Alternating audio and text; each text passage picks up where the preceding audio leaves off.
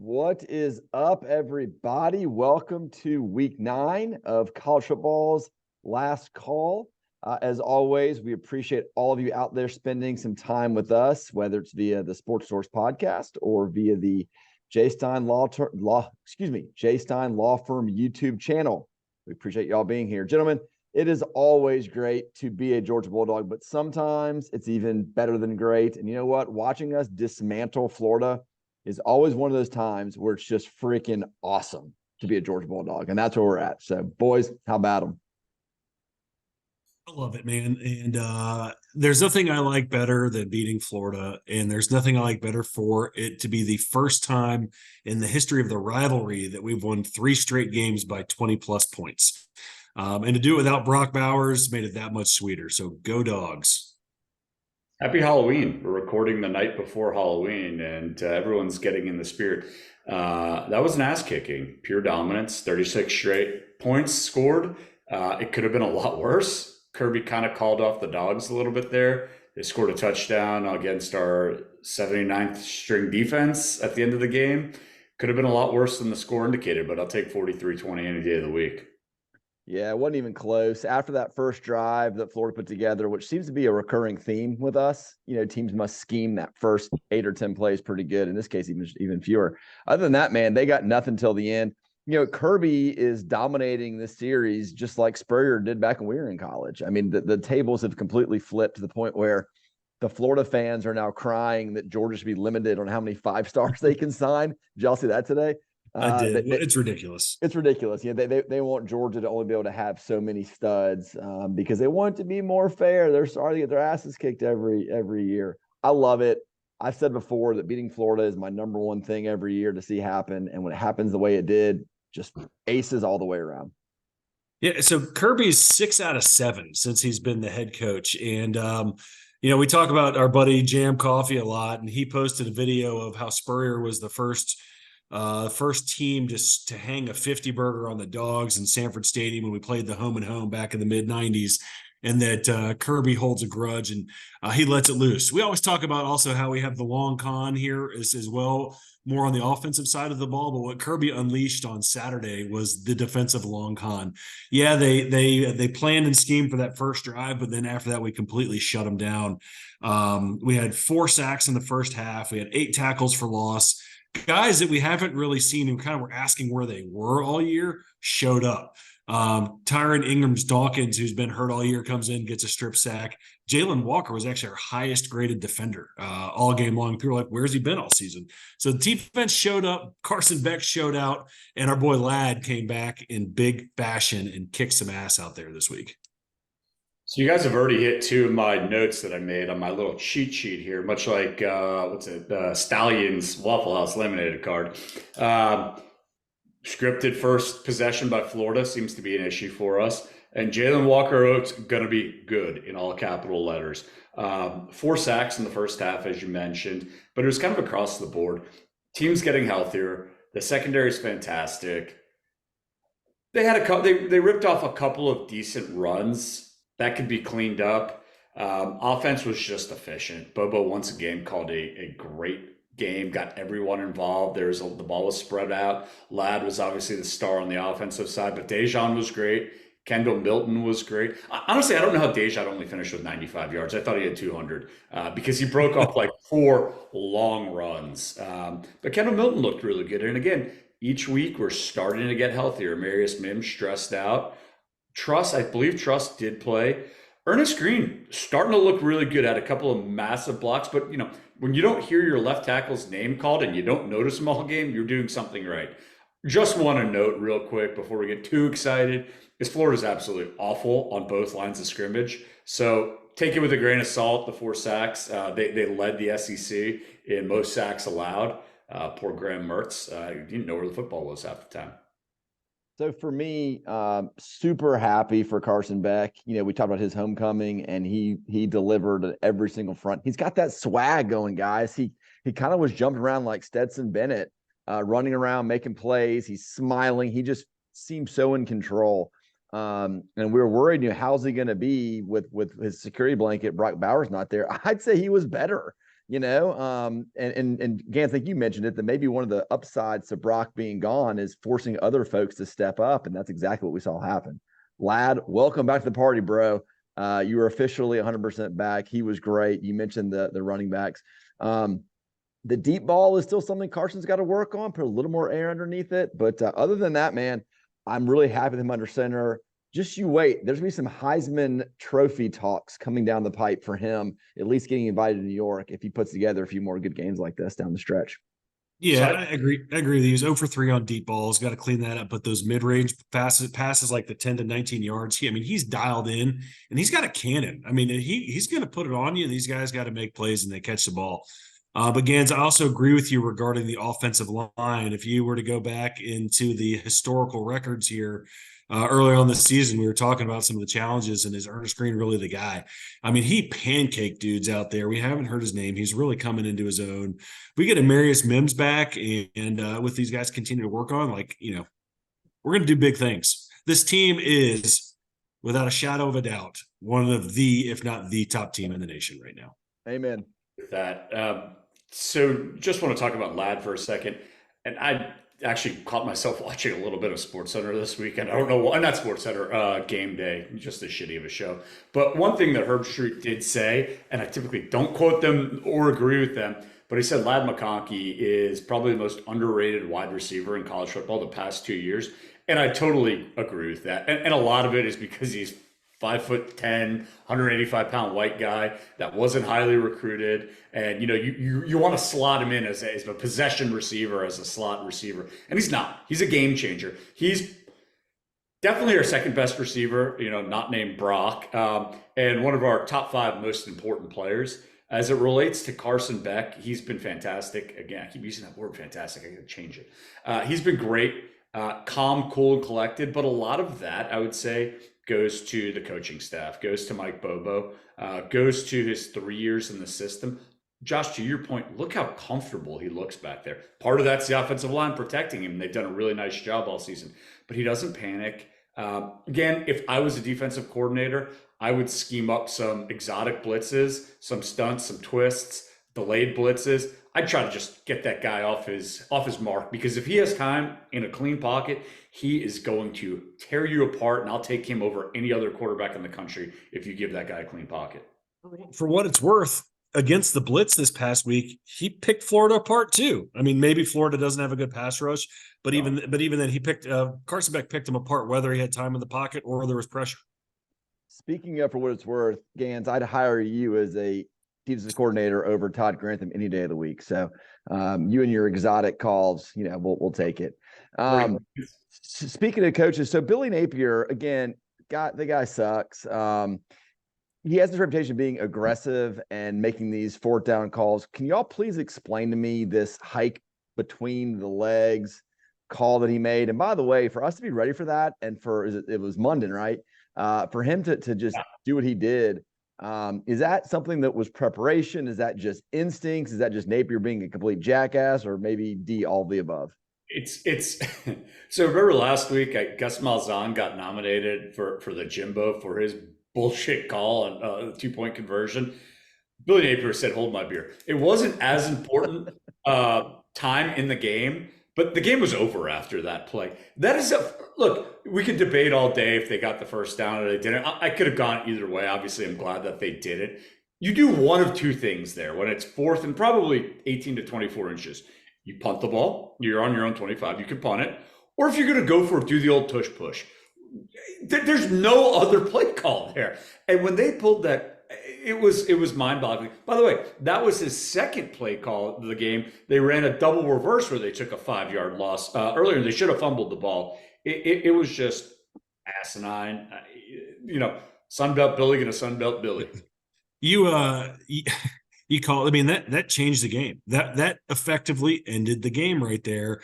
It was a bonehead play. First of all, it was silly. Sunbelt Billy went deep into his bag of tricks, which we know is a sign of desperation when you have to start getting that gimmicky. It was one of the dumbest plays I've ever seen. If you need a foot, do the tush push, line up your running back, trust your lineman, fall forward, get the yard. Don't go throwing an oop-de-oop between your quarterback's legs and getting people killed. And if you're not confident you could get that yard or 18 inches, just punt the Timeout. Field punt. Yeah. Yeah, we'd be furious as Georgia fans, kind of like the Justin Fields fake a couple years ago. You just get furious when you start getting cute like that. So the tush push, I knew you were going to say that, Gans. That play started with Reggie Bush all those years back. At what point in time did they actually name it the tush push? Because it's got to be recent. It was illegal. You weren't allowed to do that. They changed the rules a couple of years ago. I don't remember when Reggie Bush did it with Matt Leinart. It should have been a flag. It's a great name. I'm all for tush push. Who coined it? I like the Eagles have mastered it this year. They call it the brotherly shove. Also a good name. I'm not. Well, let's just let this one go. So I'm going to say something blasphemous right now, and y'all can agree with me or disagree with me. If you were to throw 19 on the back of Oscar Delp's jersey and just looked at him on the screen, would you think it was Brock Bowers? On that first catch, for sure. I'm not going to disagree. It was a hell of a catch, a little bit of a high throw, and he supermaned it. He's like he's a baby Brock, right? A homeless man's version of Brock, whatever you want to call it. He's never going to reach that status, but he is a suitable fill-in while 19 heals up. Yeah, I'm a big Delp fan. So one thing I wanted to add about the game, and Garrett Danielson, I think every SEC fan base hates Garrett Danielson. So I'm not sure he's a homer one way or the other, but the CBS broadcast crew, it must have been whoever was producing it. They absolutely filleted Florida. And I went back and I wrote this down. So they were trolling Florida the whole game. So they had graphics, one that said, 3 in a row, win by 20. That's fair, right? That's the past. Then they had a graphic, a split screen, and it showed the past 2 seasons of Georgia and the past 2 seasons of Florida. It said Florida gone through 2 head coaches, Georgia 2 national champions. Then they went through with the Halloween theme. They had a graveyard of all the teams that Georgia's absolutely annihilated the past year. And then their offensive lineman made some stupid remarks earlier this week. He got a holding penalty, or was it the face mask? He got a penalty. I can't remember which flag it was. And then they rolled tape on him for his stupid comments for the past week. Well done, CBS. Isn't it fun? Isn't it fun watching these games? Yeah. You know what else is amazing? Speaking of penalties, I believe Georgia had like 2 penalties in this game. Like it was something. It's just, this goes back to the coaching and the level of discipline. We've been down to Jacksonville numerous times where we have some ridiculous penalty, some personal foul, hit out of bounds, late hit, whatever it is. This team is so well coached and so I don't know what the word is, but they are just, it's awesome to watch. Just very disciplined team out there. Yeah, that's been our trademark last couple of years, and it's no surprise that you add that with talent, and you're going to do what we're doing. All right, switching gears to the other games across the country. Last week we discussed who the top 4 were going to be. We all came up with the same 5 or 6 teams. Let me ask you guys a question. As we sit here today, biggest contender for Georgia, if I gave you FSU or either of the 2 teams from the Big Ten, where are you going? FSU versus one of the Big Ten teams. Arguably, I haven't seen Michigan play a ton this year. There's nothing to really judge them off. Ohio, their best win is Rutgers. They're blowing teams out. Ohio State's looked pretty weak the past 2 weeks. Everyone's on the Florida State hype train right now. They barely beat a bad Clemson team. And they should have lost. They barely beat a bad Boston College team. We haven't had scares like that this season. I don't know. It's a coin flip. I guess I'm going Michigan, but I don't know. Maybe, you know what? I'm going to go with Florida State because I don't even know. Michigan wishy-washy. Well, I'll say the reason I changed is, listen, Michigan probably is the air quote better team, but they're going to try to out Georgia. That ain't going to work. Look what happened 2 years ago, and they were stealing our play signs. Florida State, they've got big receivers on the outside. They're real fast. They got Jared Verse, and their quarterback's pretty good. I guess. I was going to ask, is Connor Stallions on the sidelines for Michigan? Do they get to scout some of our games in advance? Ohio State last year, to me, when we were doing our preview, that was the one team that scared me because they were so explosive on offense. With their trio of wide receivers, Marvin Harrison and C.J. Stroud.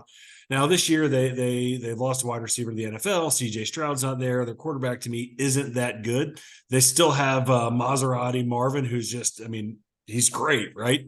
But that offense of Ohio State does not scare me. I think our offense will actually score on their defense, which is the strength of their team this year. So I'm going to take them out.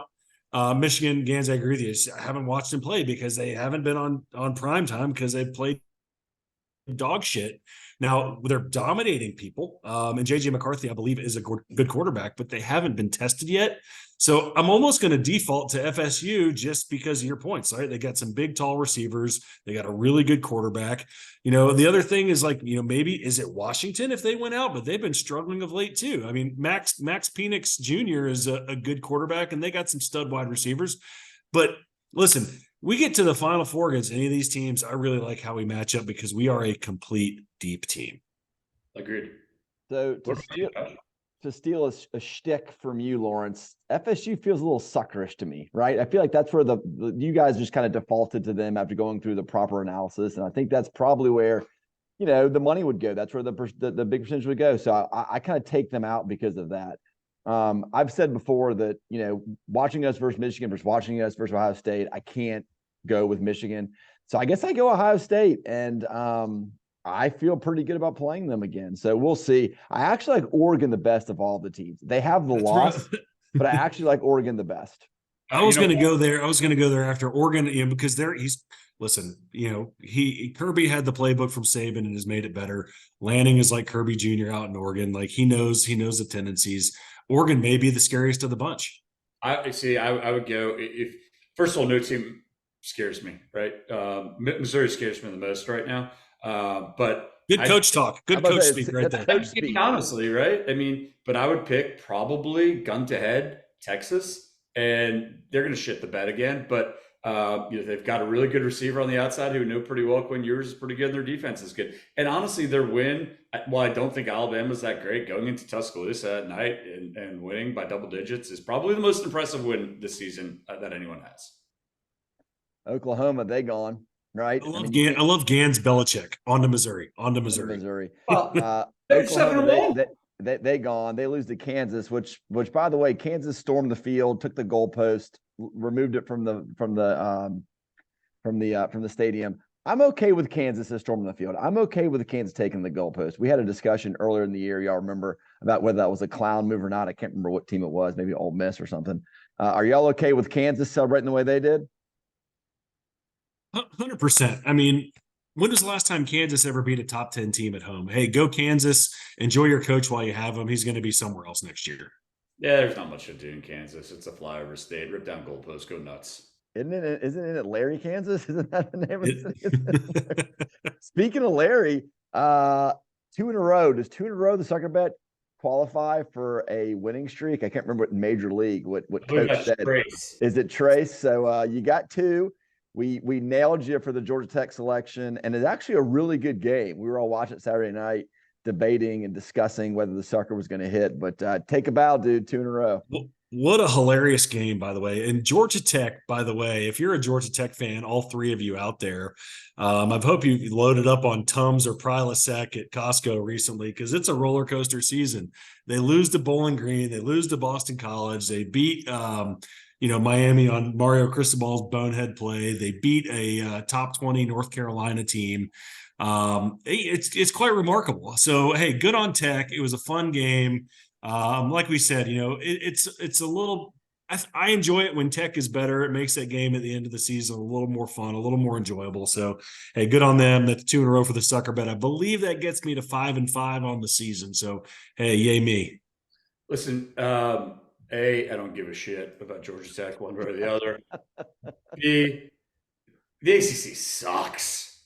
I mean, they're not good. They might not be the 5th best conference in football. I don't know what comes after the Power 5, but the ACC is terrible. Which, to circle back to FSU, is why who is FSU? They beat LSU, who can't play defense worth a shit. The ACC sucks. It'll be interesting when FSU plays Florida, of all things, to see how they hang against a not so good Florida team. Sure. So to piggyback on your ACC diatribe, is that the right word, diatribe? Which I agree with, you on. Clemson, Dabo, they gone, they done. He's saying dumb things. It's over there for him. It's funny. Next week's game, Clemson plays Notre Dame, USC plays Washington. On paper, those should have been big games, but the teams you would expect to hold up their end of the bargain, Clemson and USC, really have not.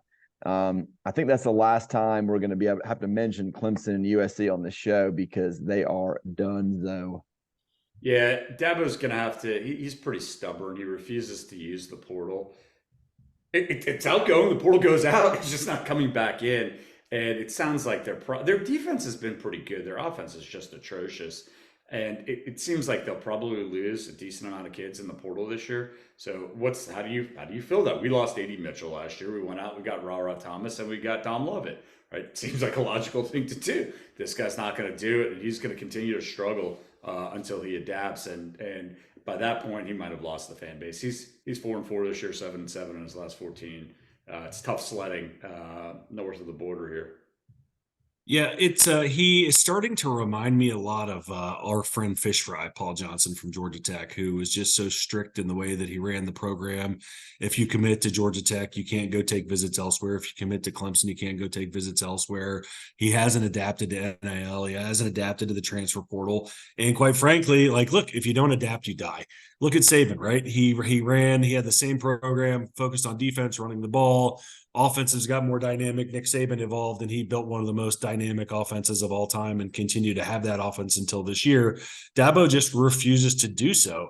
So if he doesn't have a generational talent at quarterback, his teams, quite frankly, aren't very good. So he's got 4 losses. You know, if he didn't have 2 national championships under his belt, I imagine he'd be on the hot seat. And maybe there are some conversations happening behind the scenes. But if you're a Clemson fan, you can't be happy with the state of the program. What I do find surprising with both of the games you mentioned this week, Josh, like Notre Dame, who I think is better than average, not great, but better than average, they're only a 2.5-point favorite at Clemson. I would think that number would be closer to a touchdown. And then Washington is only a 4.5-point favorite at USC this week. And both USC and Clemson, as you mentioned, are struggling big time. We'll see.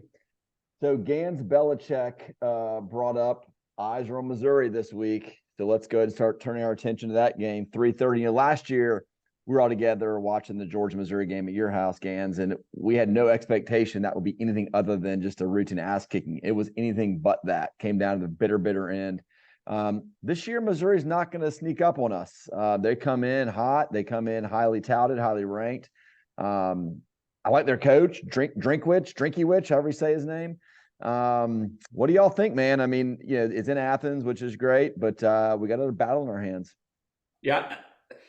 So I think it's great that we're in Athens. I think they are a well-rounded team. They run the ball really well. Luther Burden is probably the best receiver, not named Brock, in the SEC. That being said, I want to pump the brakes a little bit on Missouri. You go back, and they're getting a lot of hype right now, but there's a reason that they're ranked where they are. You go back through their schedule, right? They got lucky to beat Middle Tennessee State at home, right?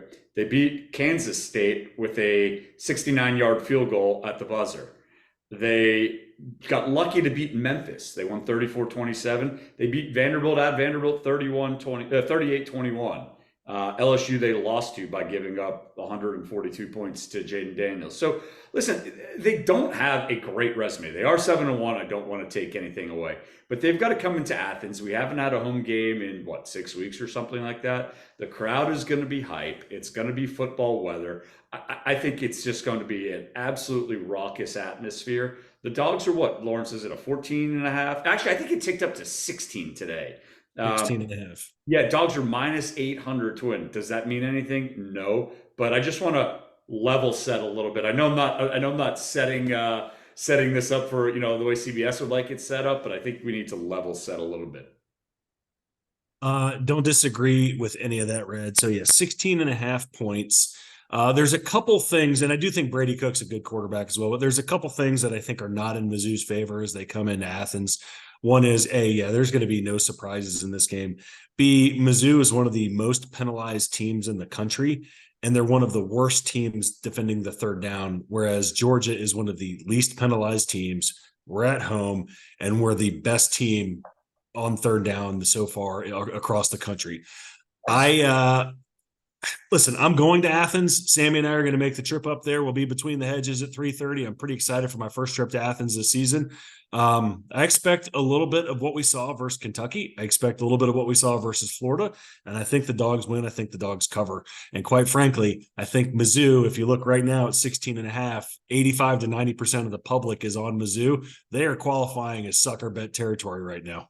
I'm waiting for you one of these weeks to pull the trigger on Georgia's opponent because it does come up suckerish each time, and you're right. So 23 straight home wins in Athens.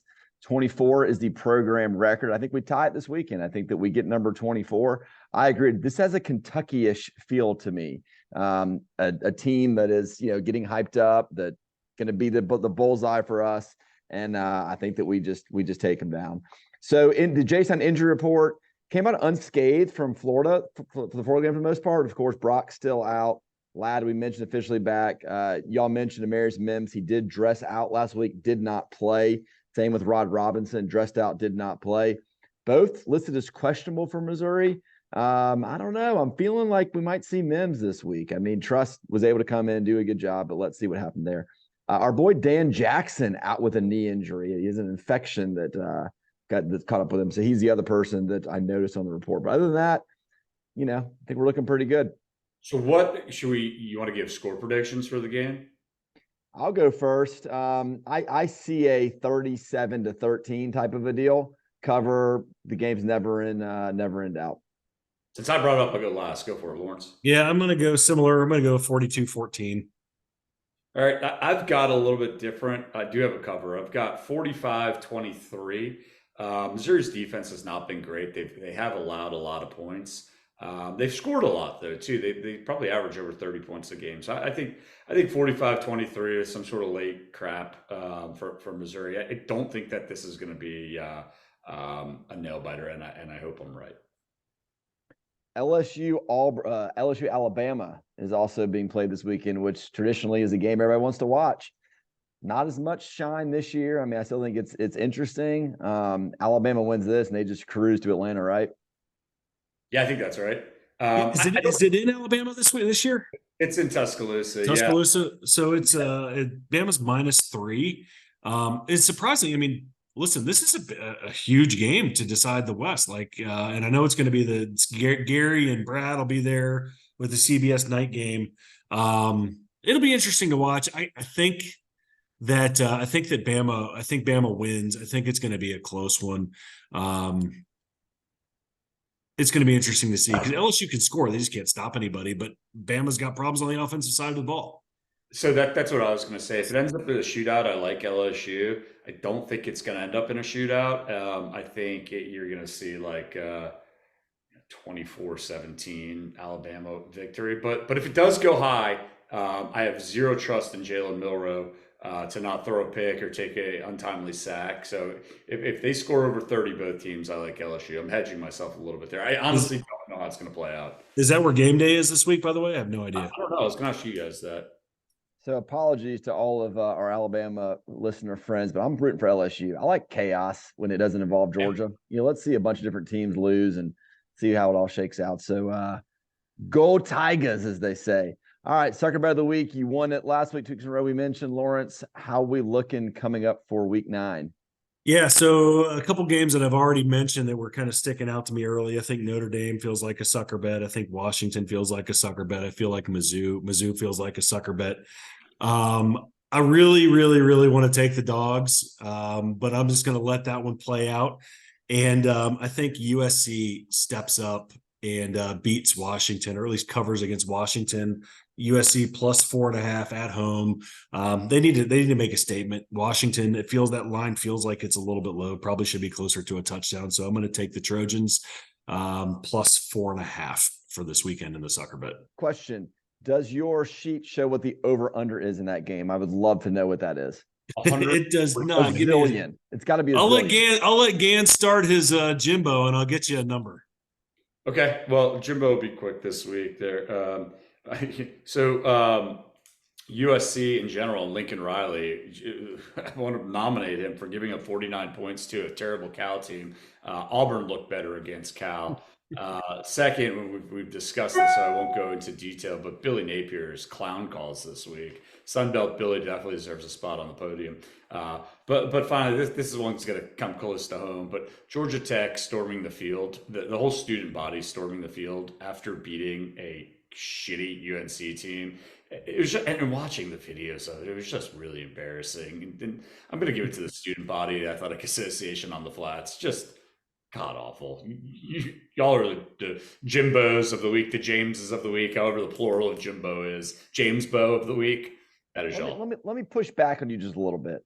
What has that fan base had to celebrate in the last decade?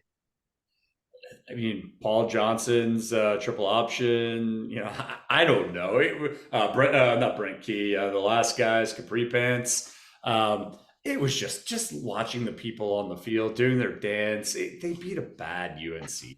When you say Budweiser, you said it all. Was the place even filled up? I mean, I didn't think it even looked filled up to me. It didn't. I was rooting for someone to get run over by the jalopy. Not like maimed or anything, just a couple of bruises. I thought it was cute they stormed the field. I'm giving them a pass. You know who I'm giving the Jimbo of the Week award to? The game of baseball, Major League Baseball. Have any of y'all watched one pitch of the World Series yet? A little bit. I haven't. One was good. Y'all know I love baseball. I've not watched one pitch. I read a stat today, and I might be off by a little bit, so fact checkers can fact check away. But 8 million viewers watched Game 1 of the World Series, in comparison to like 25 million people watch a random Sunday night NFL game. I mean, talk about just complete domination of eyeballs in this country. The biggest game of the MLB season is 1/3 of just a random Sunday night game. So Jimbo goes to MLB. Yeah, I'm fine giving it to Rob Manfred at any given time. The two teams had a combined 176 wins on the season. So, I mean, what do you expect? Dallas is a big media market. I don't think Phoenix is. Game 1 was great. I didn't stay up for the end of it. So, hey, one thing that's not on the agenda we should probably do, it is October 30th, Halloween tomorrow, and the rankings do come out. So we have a chance here to update our picks from last week. Maybe hit that really quick. But before we do that, let me answer Josh's question real quick. So the over-under for USC Washington is 76.5. Over. Hammer the other thing that I find to be interesting this week is the over-under for Iowa, I believe Northwestern, is like 28 or 29 points. It's the lowest over-under in the history of college football. And Iowa has finally decided to not renew Brian Ferentz's contract for next year. So the offensive ineptitude at Iowa, it will be coming to an end after this season. I mean, how shitty is that? Your dad is the coach. He already threatened to fire you. And he's like, all right, mom's going to kick me out of the house. I'm going to have to sleep in the guest room if I fire the kids. So we're just not bringing you back next year. It's like, hey, I tell my kids, you take out the trash, you do your laundry, I'll give you $20 a week. Kirk Ferentz is like, if you can just get me 25 points a week, I'll let you keep your job. You'll get your allowance. They can't even do that. But my final four at this point, after Oklahoma gets bounced, I think I'm going to agree with you guys. I think Ohio State comes in at 1 on the quality of their 2 strong wins this year. Georgia 2. I'm going to say Michigan 3 and Florida State 4, Washington 5, Oregon 6. I'm pretty close to you, Lawrence. I'm going UGA 1, Ohio State 2, Michigan 3, FSU 4. All right, Nick Adams, document it. I've got Ohio State 1. I've got Florida State 2. I've got Georgia 3. I've got Washington 4, and I've got the cheating Harbaughs as the bridesmaid. Do you think the voters hold that against Michigan? All the shenanigans going on in the last couple of weeks? They're going to say they don't, but yeah, I do think they did. Some teams got to be left out. Plus, I think they'd rather have 4 from 4 different conferences. And if as a tiebreaker, they'd love to stick it to Harbaugh right now. The guy's just a jackass. Fair enough. We'll see tomorrow night. Speaking of Halloween, what is everybody's children dressing up as tomorrow night? Gans, first of all, you should appreciate the fact that I am in the comforts of my own home this week. I am not kicked out. I was going to ask you are blurring the background, so I want to make sure that it's clear. My daughter, Jordan Kessler, is dressing up as a batty unicorn, whatever that means. And Sam Kessler is dressing up as Young Gravy, the rapper, the one-hit wonder rapper. I don't even know if he actually qualifies as a one-hit wonder. I don't even know who the hell he is. Young Gravy. What are you dressing up as, Bob Saget? The gopher from Caddyshack. Nice. I've got a Barbie, some sort of princess, and then a boxer, as in like a pugilist, not a dog. Graham is going to be a banana. And Isabella, I think, as of production time, has settled on Dalmatian. This is her third or fourth different costume change. She's had several parties that she's already been to. Each one has got to have a different wardrobe. So I think tomorrow is Dalmatian, but we shall see. All right, gentlemen, excellent work as always. Everybody out there, thank y'all for listening. Tell a friend, do all that stuff, like, comment, subscribe. Let us know what we missed. Let us know what you liked. And as always, until next week, go Dogs. Boys, see y'all this weekend. Keep chopping. Dogs.